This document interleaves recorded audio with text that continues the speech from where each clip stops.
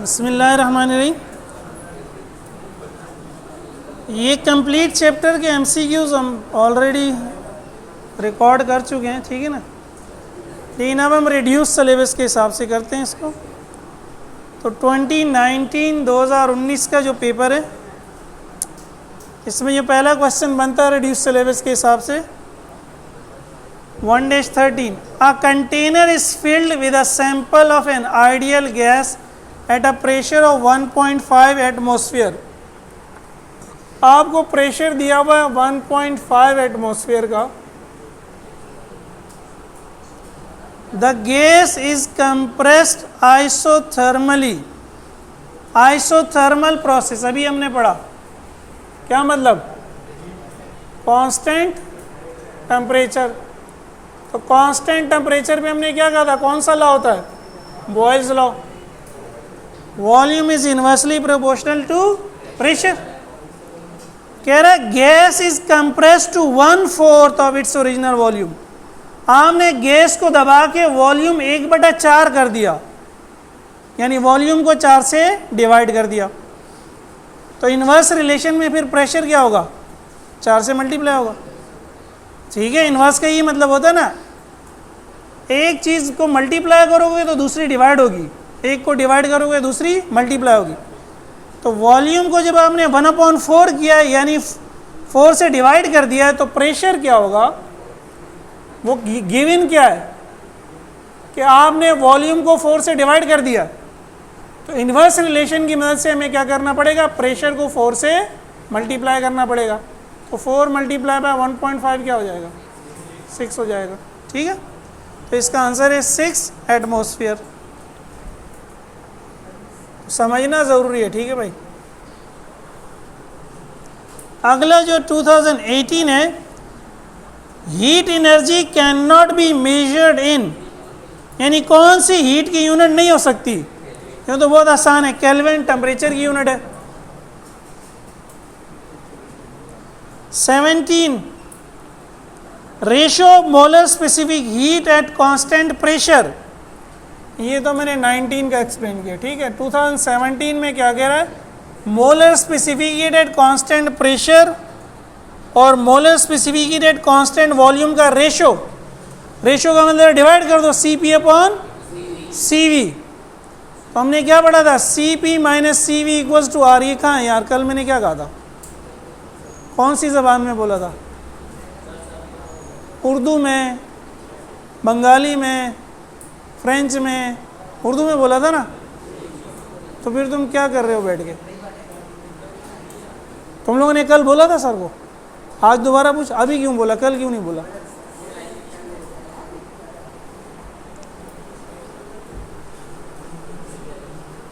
नहीं यार, किस किस्म के तुम लोग स्टूडेंट्स हो। इससे पहले भी मैं बोल चुका हूँ, नहीं? कल तो याद ध्यान ही कराई थी। चल, CP/CV का रेशो, CP और CV में कौन बड़ा होता था? CP बड़ा था ना। तो जब CP बड़ा है तो रेशो क्या होगा?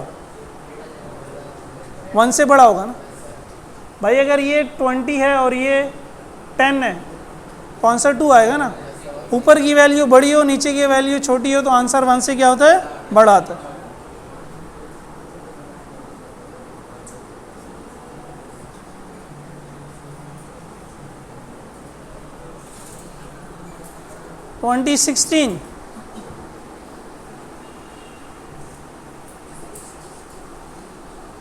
In an isothermal expansion the entropy of the system।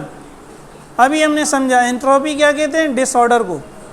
याद रखो, जब भी एक्सपेंशन होगी डिसऑर्डर बढ़ेगा, क्योंकि अगर एक चीज़ कम जगह में है तो उसके मॉलिक्यूल जो ने कम जगह घेरी हुई है, आप उसके मॉलिक्यूल को आसानी से पकड़ सकते हो, देख सकते हो कहाँ है।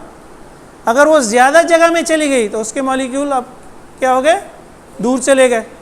अब उनको पोजीशन करना, उनको लोकलाइजेशन करना मुमकिन नहीं है। तो एक्सपेंशन में एंट्रोपी बढ़ेगी, ठीक है। एक्सपेंशन में एंट्रोपी बढ़ेगी।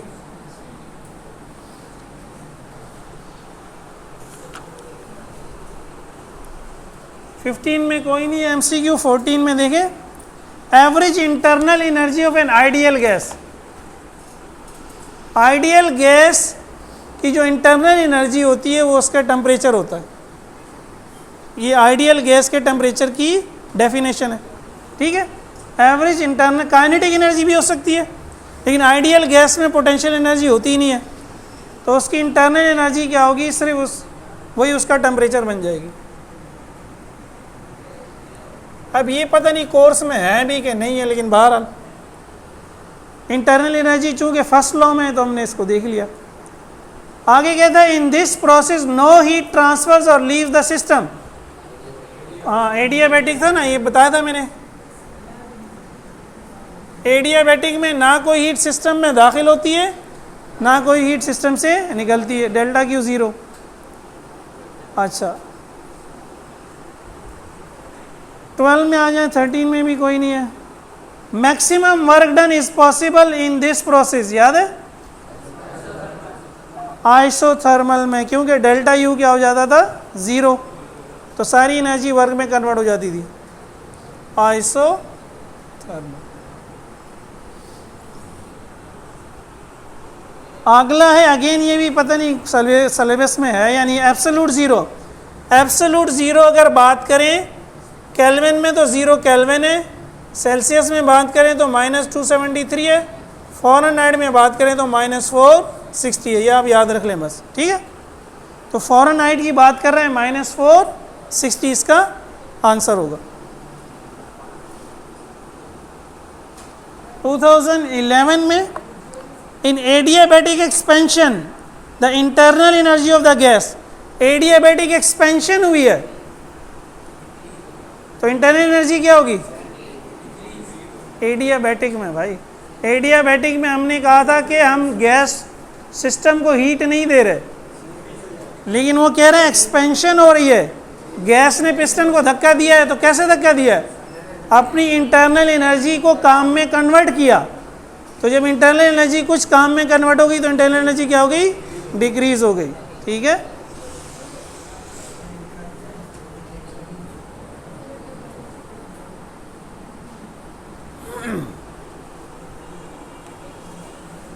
अच्छा 2010 में देखें,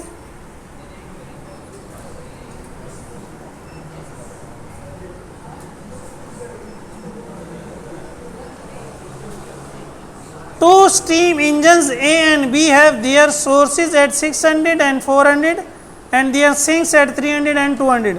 कहता है 2 हीट इंजन है, एक है A और एक है B। इसकी जो सोर्स है यानी हाई टेम्परेचर है वो 600 पे, तो इसको हम क्या कहते थे T1। 600 को केल्विन में कन्वर्ट करो तो कितना हो जाएगा 873 केल्विन, ठीक है। और इसमें क्या होगा 400, इसको केल्विन बनाओगे तो 673।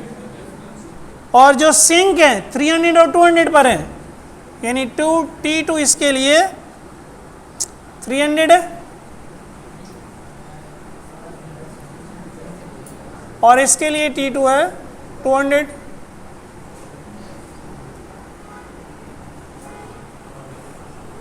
और ये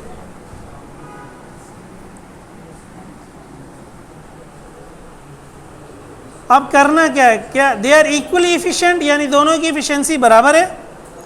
ए is more efficient than B, A की एफिशिएंसी ज़्यादा है, B is more efficient than A, B की ज़्यादा है। If their sinks are interchange their efficiencies will not change.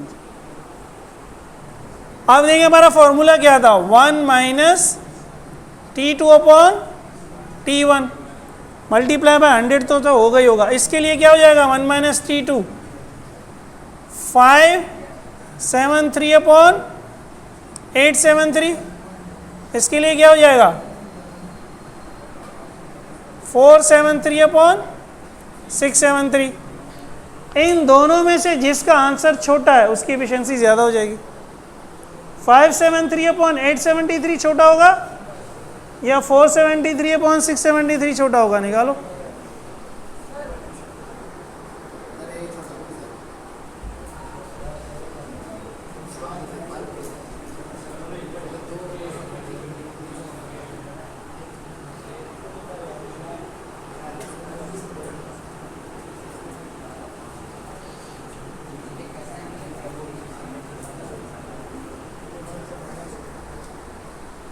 यार इसका आंसर क्या है? 573 अपॉन 873 क्या है?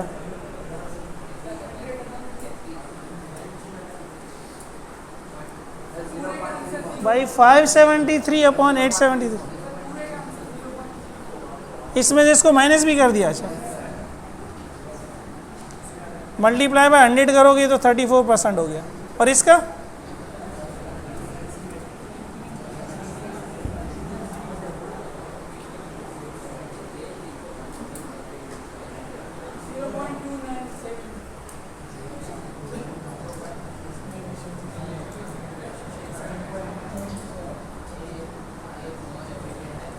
अब अगर गौर करो, वैसे तो हमने इसको सॉल्व कर लिया ना, लेकिन इसके सोर्स और सिंक में भी 200 का फर्क है।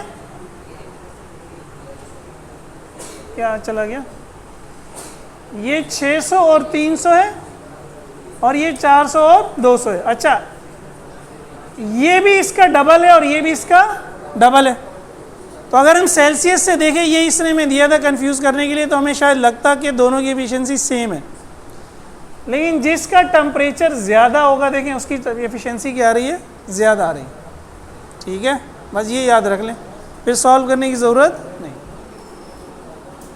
ये उतार लें फिर।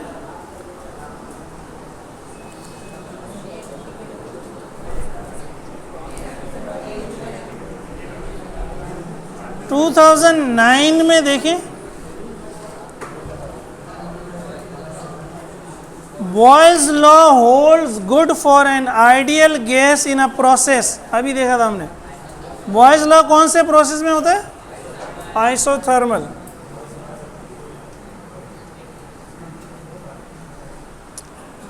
अगला है according to second law of thermodynamics 100% conversion of heat energy into work is. चले, ये ताज़ा ताज़ा है तो याद है।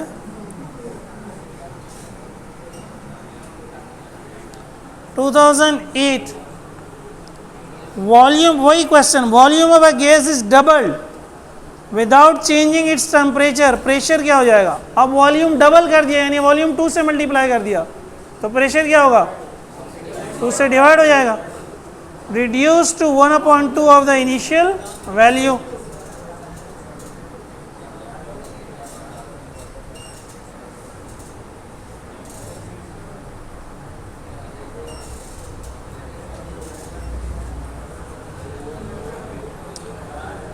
आगे 2A1 area bounded by an isothermal and an adiabatic curve in a PV diagram for a heat engine represents. PV diagram में जो एरिया होता है वो किसको रिप्रेजेंट करता है? वर्क डन को ना। ठीक है, और यार पीछे एक बैठ जाओ, जहाँ जिसके पास है ना कुछ तो समझ आए तुम लोगों को। पीछे है लोगों के पास, ये अकल भी मैं ही सिखाऊंगा।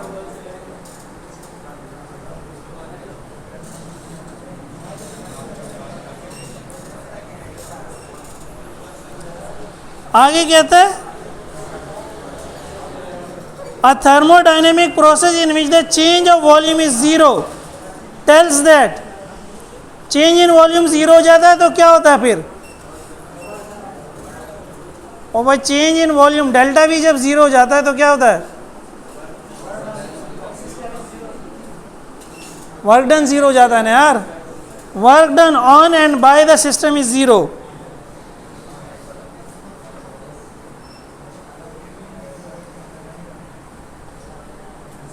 ना गैस ऊपर जा रही है ना नीचे, तो कोई वर्क डन नहीं हो रहा।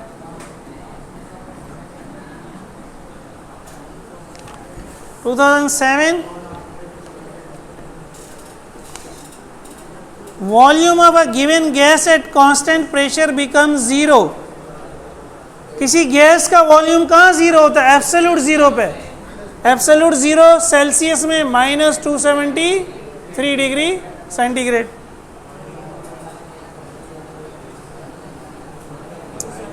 एरिया ऑफ कार्नोट साइकिल, वही चीज दोबारा आ गई। यूजफुल वर्क,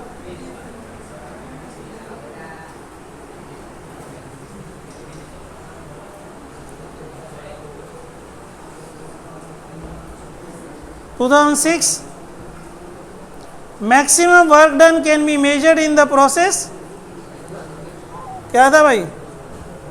आइसोथर्मल था ना।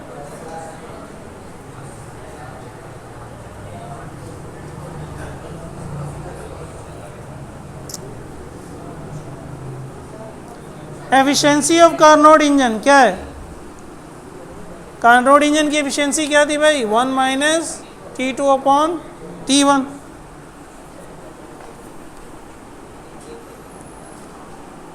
Heat required to produce a unit change, heat required to produce a unit change in the temperature of a unit mass,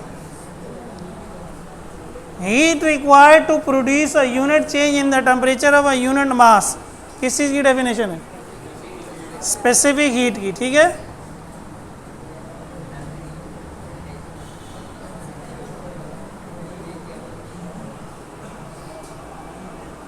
Difference of molar specific heat at constant pressure and constant volume per mole,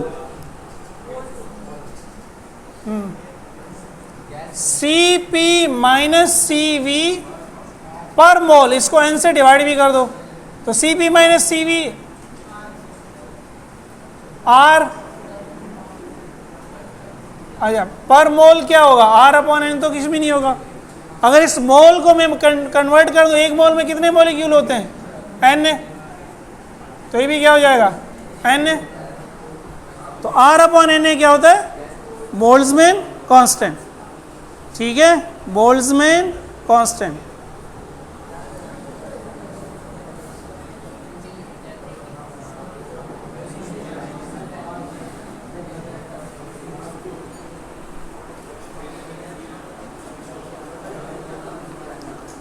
A domestic pressure cooker is based on, pressure cooker में कौन सा process हो रहा होता है? Iso. Pressure cooker में आप क्या करते हो यार? चीज़ें डाल के ढक्कन बंद कर देते हो ना। तो क्या चीज़ फिक्स कर दिया आपने? वॉल्यूम फिक्स कर दिया ना। उसका वॉल्यूम मज़ीद नहीं बढ़ सकता, टेम्परेचर बढ़ने से प्रेशर बढ़ेगा। आइसोकोरिक प्रोसेस,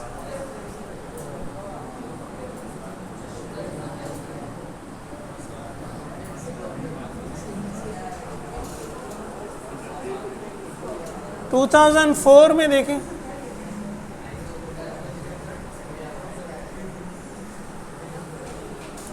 एडियाबैटिक चेंज में क्या था भाई? एडियाबैटिक की इक्वेशन लिखाई थी ना मैंने, पी वी पे power gamma is equals to constant. Coefficient of linear expansion is dash, linear expansion alpha, beta बराबर है 3 अल्फा, ये किया भी था हमने। तो अल्फा बराबर है 1/3 beta. Coefficient of linear expansion is 1/3 times of beta. 2A1 में कहता है the unit of specific heat, unit of specific heat joule पर किलोग्राम केल्विन। तो किलोग्राम और केल्विन ऊपर चला जाएगा, जूल किलोग्राम -1 केल्विन -1। 2A3 में कहते हैं in isobaric process, isobaric process constant pressure वाला प्रोसेस, वर्क डन, वर्क डन क्या होता था हमारा? P delta V, PV nRT होता है तो P डेल्टा V हो जाएगा nR delta T। 2003 pre engineering,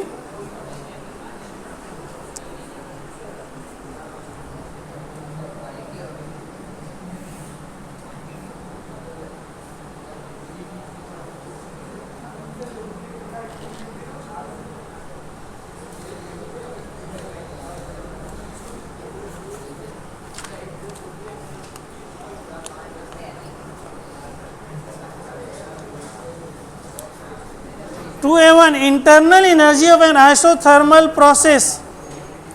internal energy isothermal में क्या थी?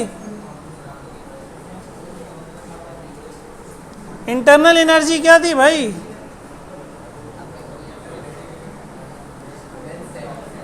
रिमेन सेम, जब भी तो वर्क डन मैक्सिमम था। आगे कहता है मैक्सिमम एफिशिएंसी कब हासिल होगी, कल ही समझाया था मैंने। मैक्सिमम एफिशिएंसी कब हासिल होगी? T2 को क्या करना पड़ेगा, कम करना पड़ेगा, और T1 को, तो T2 का मतलब sink, decreasing the temperature of sink and increasing the temperature of source. Decreasing temperature of sink and increasing temperature of source. चलिए उतार लें।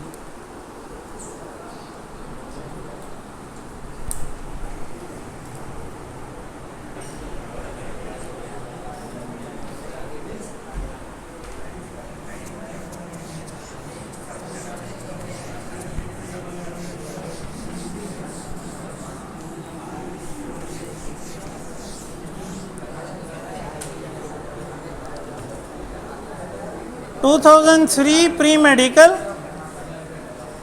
According to Charles law. Charles law की इक्वेशन क्या बनी थी भाई? प्रेशर उसमें कांस्टेंट था ना, volume directly proportional to temperature, तो V अपॉन T क्या था? कांस्टेंट। ठीक है, चार्ल्स लॉ में V अपॉन T क्या था? Constant, when pressure is constant. 2002 pre engineering, internal energy of a system depends on, internal energy किस पे डिपेंड करती है? टेम्परेचर पर, ही हमने समझा था। 2A3, process during which no work is perform, ये तो पहले भी आया था, isochoric. 2002 pre medical, quantity of heat required for per degree rise in temperature, quantity of heat required for per degree rise in temperature, delta Q upon delta T, ये heat capacity है। ठीक है,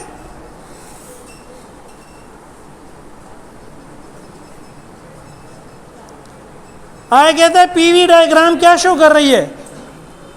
प्रेशर एक्सिस के parallel है line, तो कौन सा process हो गया? वॉल्यूम कांस्टेंट हो गया ना, आइसोकोरिक। 2001 में आ जाए, pressure excited by the gas molecules, अच्छा नहीं ये तो छोड़ दें, ये भी छोड़ दें। 1A3, which of the following statement is true? कौन सी स्टेटमेंट ठीक है? Heat can be converted completely into work, work can be converted completely into work, both work and heat are interconvertible, neither heat nor work is interconvertible। कौन सा सही है?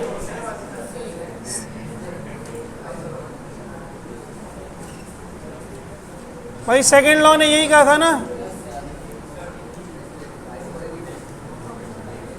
मुकम्मल convert नहीं कर सकते आप।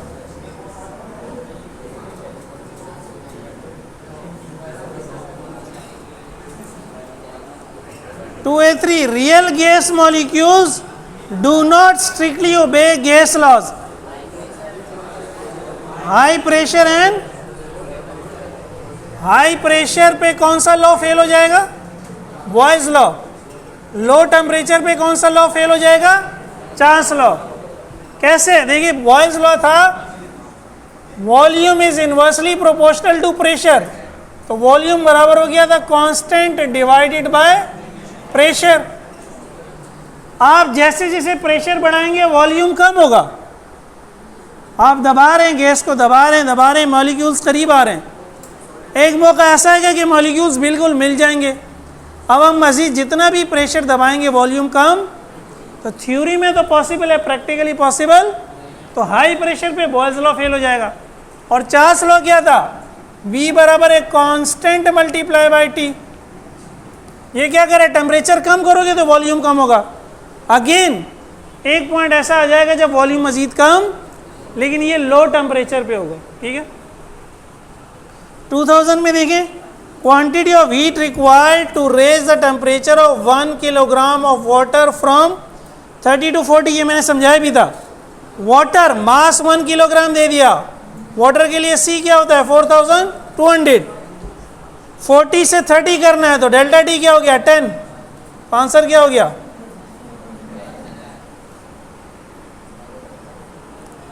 ठीक है, इसके मॉडल पेपर में कुछ एमसीक्यूज है, वो इंशाल्लाह हम कल देखेंगे। और आपका चैप्टर 19 का टेस्ट हो गया है नहीं, एमसीक्यूज का नहीं हुआ? चलो देखते हैं फिर।